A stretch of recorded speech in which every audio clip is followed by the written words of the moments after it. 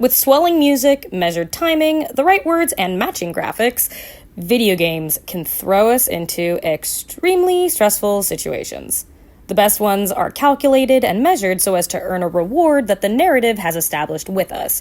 It can be as simple as grabbing a magic flower on the way to the princess in another tower, or as complicated as doing the perfect steps against a stout skeleton in a blue hoodie with a matching inflamed eye.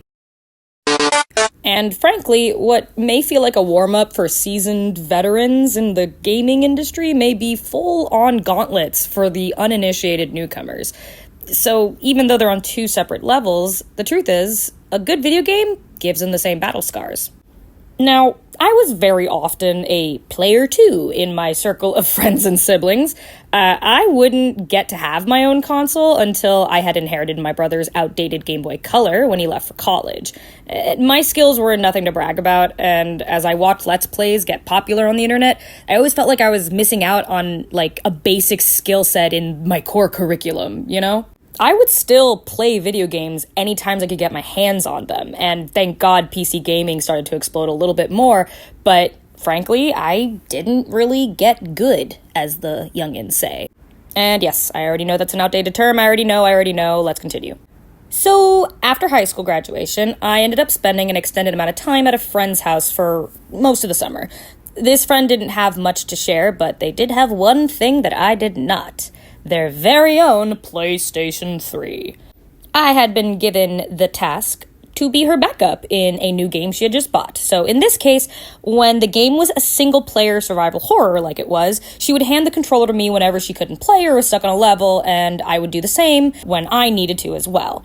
She was way more equipped at some of the single-shooter skill sets, and I was a little better versed in some puzzle solving and narrative choices. Grenade, you need to throw the grenade! Oh, I know, I'm trying, I keep throwing bottles instead! It was pretty fun, and late nights and groggy mornings with snacks and blankets were the set dressing for our time with this new release. We neglected our social media, ignored the YouTube notifications with this game in the subject line, and simply gave this experience our undivided attention in our limited time that we had together. This is insane, I have no idea what I'm missing. I think Markiplier got an early release. We want to check it.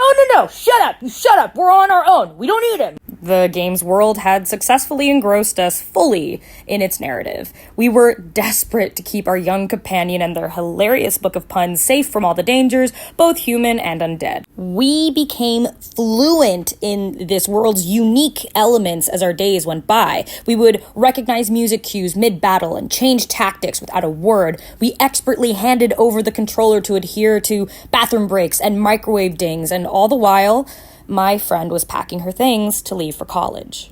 We got stuck on one level in particular that strained us for way longer than expected. It was getting to be our last week together. And we just didn't know how much more there was left in the story, and we didn't really dare to consider the possibility of not reaching the finish line together. Sleep deprivation and an exclusive diet of cup of noodles and Cheetos couldn't have helped the strain and pressure affecting us towards the end, and the room became stacks of boxes and luggage around her small TV and her bed. Our fights became less playful, and words grew more bitter, and we fell out of sync in our rhythmic handoffs. Just like the characters in the game, we could see that we were nearing the end, and with that, starting to mourn the end of our time together. So, Joel and Ellie had just survived the brutal winter with a deadly wound, and the two of them had not quite regained their footing, and they're realizing their journey's almost over. As usual, zombies at every corner and humans from every faction had caused stressful fight scenes that I especially was not an ideal candidate to overcome. However, my friend was clearly tapped out. She was on her bed with her phone going in and out of college prep and numbing out to the sounds of clickers and bloaters as I kept dying before the next save point, and it had to be 2 a.m. And as crappy as I was in the heat of intense combat. God, I swear I was so quiet that time. Maybe it's a sign to just go to bed. No, I'm going again. Just let me do this, okay? Disgruntled, she turned away from the screen and pulled the blanket up to her shoulders. I couldn't let it end like this. It wasn't about me not having the game completed before she left. It felt like a new level of personal. I needed to get through this, but for both of us. With one last shot for my El Diablo after my last nail bomb, it finally happened.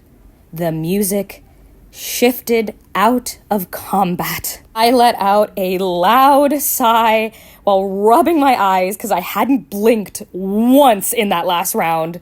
But I didn't dare look back to check on my friend. I did hear her adjust her position in response, though, and exhausted and out of breath, I started to move Joel forward on the journey, while the usually energetic Ellie appeared solemn. I went to give her a boost like the countless times we had already done in the game, but she was hesitant and unresponsive. I felt crushed. My friend was about to leave my life as I know it, and now she and Ellie weren't speaking to me. Like, as the animation set up the standard ladder sequence for me to climb up after her, something changed in it for the first time, and Ellie hears something, and a bit reminiscent to her old self, exclaims, "You gotta see this." Now, I could definitely hear my friend sitting up behind me, but I was just too scared that I would cry if I met her gaze. So the characters run through the hallways to find an open room where they see the head of a young giraffe grazing on the overgrown leaves. Is that a giraffe? You can pet it? Yep. Ooh, move. Ellie's going up. Quick, chase after her. Running up the stairs with a new soundtrack that suspiciously didn't build tension let me inhale a breath of fresh air at the same time that the characters did on the open roof that they ended up at. A whole pack of giraffes living and grazing peacefully in the apocalyptic city. We clicked on Ellie and just watched. My friend's arm held my shoulders as she sat next to me on the floor. They're gonna be okay, see? Yeah, it is. Are you crying?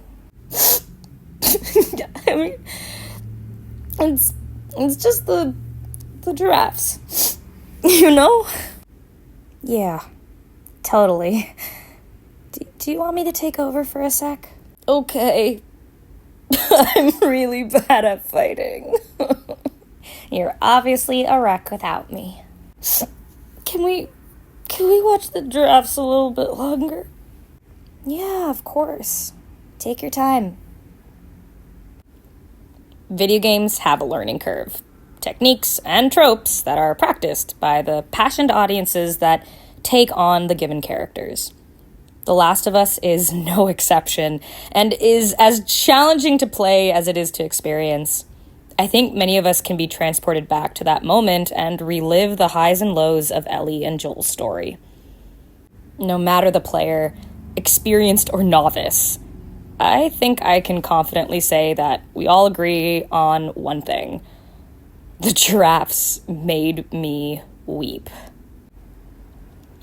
Thanks so much for watching. I'm trying to get into this creative funk. No, not into a funk. I'm trying to get this creative brain amalgamation just on paper, or I guess on screen, and just kind of find an audience that wants to hear it. So thanks so much for watching this video. I don't know what I'll make next. Maybe it'll be something super similar. Maybe it'll be completely different. Thanks so much, y'all. See you next time. That's a terrible outro.